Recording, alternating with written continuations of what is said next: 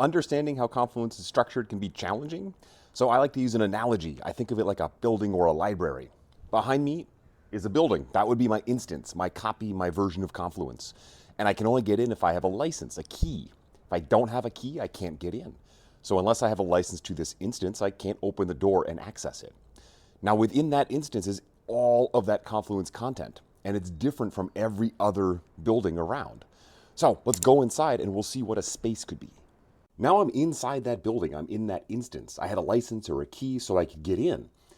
So what's inside? Well, Confluence is broken up into spaces. You could think of these like rooms in the building or rooms in the library, or even something like bookshelves that contain content or information you might be interested in. Some of these spaces you can see and access. You have a ability to get in.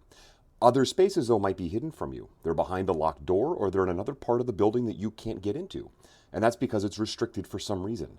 So you might be able to see and access some of these spaces and get some of their content, but other times you might not know it's there because you don't have access.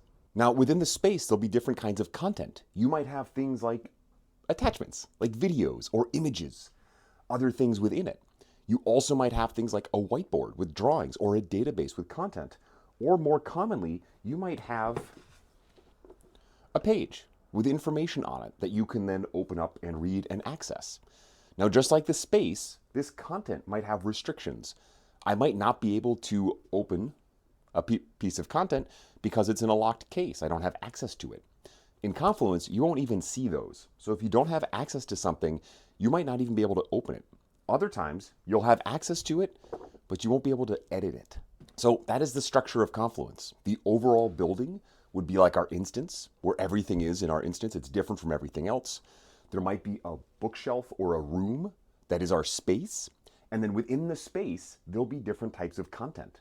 Again, images, attachments, or pages like our books. I hope you found that useful. I use this a lot to understand how the system is structured, but drop your questions down in the comments. I'd love to hear how I can help make that easier to understand or how you think about Confluence and other systems in your mind. So thanks for listening, and I look forward to see you here again soon.